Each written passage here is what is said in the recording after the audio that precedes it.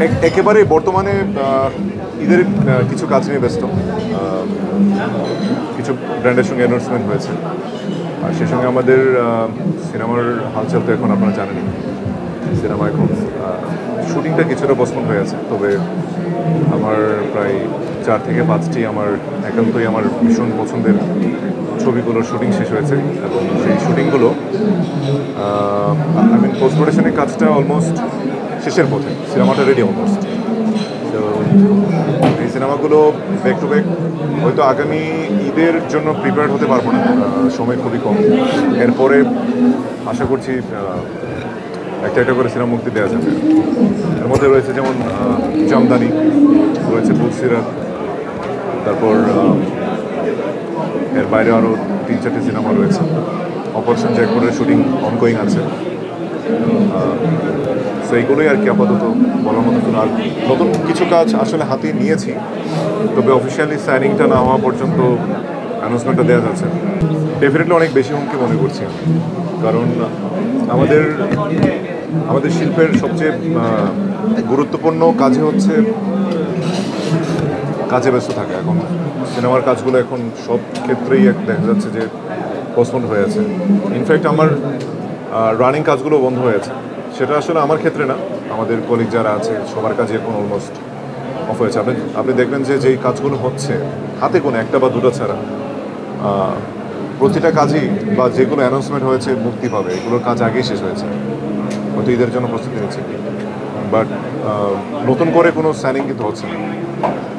মানে there is no news anywhere যে নতুন করে একটা সাইনিং সেরেমনি হচ্ছে বা নতুন একটা সিনেমার অ্যানাউন্সমেন্ট হচ্ছে। তবে 3-4টা সিনেমার ব্যাপারে কথা হচ্ছে। তো আমার নতুন করে সিনেমা মানে হাতে নেওয়ার চেয়ে যেইগুলো আমি শেষ করেছি সেইগুলো মুক্তি দেওয়াটা আমার জন্য বেশি, আমি ফিল করি আর কি, আমার বেশি প্রয়োজন। এই ঈদে হয়তো আমাদের কাজগুলো রেডি হবে না। নেক্সট ঈদে একাধিক ফিল্ম হয়তো মুক্তির একটা প্ল্যানিং প্রক্রিয়াধীন রয়েছে। উত্তরণটা কীভাবে হবে এখন দেখুন, আসলে এটা যে কীভাবে আমি বলবো যে কীভাবে উত্তরণ করতে হবে, এখন আসলে দলীয় নানান কারণেই তো এখন প্রডিউসাররা একটু দূরবর্তী স্থানে অবস্থান করছেন বা আমাদের কমিউনিকেশনে নেই। এই প্রবলেমটা আসলে একটু ফ্লেক্সিবল করা দরকার আমার কাছে মনে হয়। নয়তো আসলে শিল্পের কী হবে, একটা বিষয় চিন্তা করে দেখেন। আমাদের এই সিনেমা ইন্ডাস্ট্রিতে শুধু আমরাই কিন্তু ভ্যাল দশায় আছি, ব্যাপারটা এরকম না।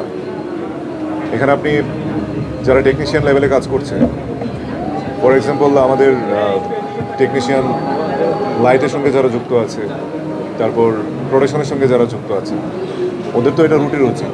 সো এখানে কাজ বন্ধ হয়ে গেলে তো আপনি চিন্তা করেন ওদের বাসায় আসলে বাজার কীভাবে করেন, তাই না? মানে কারোরই তো আসলে আলাদা কোনো বিজনেস নাই বা ওয়ার্ক নাই, জব নাই।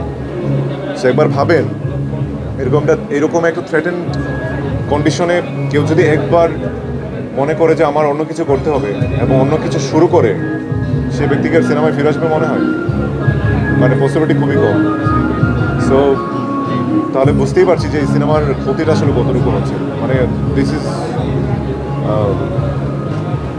কী বলবো, এখানে সবচেয়ে বেশি ফ্লেক্সিবল হতে হবে এখন প্রডিউসাররা যদি এখন সিনেমার ক্ষেত্রে, কারণ আমাদের একেবারেই প্রফেশনাল বলতে আমি সেটা মিন করছি যে প্রাতিষ্ঠানিকভাবে সিনেমা বানায়, যাদের অনেক টাকা পয়সা রয়েছে সিনেমা বানানোর মতো, সেরকম প্রডিউসার সংখ্যা খুবই কম। প্রাতিষ্ঠানিকভাবে 2-3টা হয়তো আমাদের বাংলাদেশে রয়েছে, বাট সেগুলো খুবই অপ্রতুল।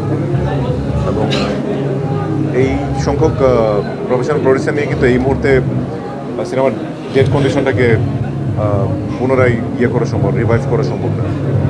সেক্ষেত্রে আমার মনে হয় যে প্রডিউসারদের ফ্লেক্সিবিলিটি দরকার, কারণ অনেক পলিটিক্যাল নানান ইস্যুর কারণে অনেকেই হয়তো বা কমিউনিকেশনে নেই, যেটা বললাম।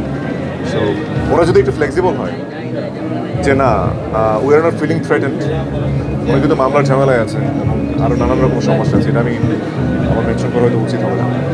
এই প্রবলেমটা কেটে গেলে হয়তো সিনেমার পরিস্থিতি স্বাভাবিক।